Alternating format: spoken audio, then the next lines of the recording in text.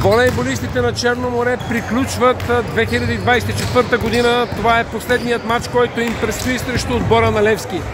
Първият в класирането срещу последният. Сините са лидери с много убедителни игри, докато Черно море не показва чак толкова сериозна игра, макар че нещата върват напред и това се забелязва от работата на треньора Дани Милушев и неговите момчета. Последен матч, с който приключва участието им в тазгодишното първенство при мъжете. Черно море срещу Левски във Варна.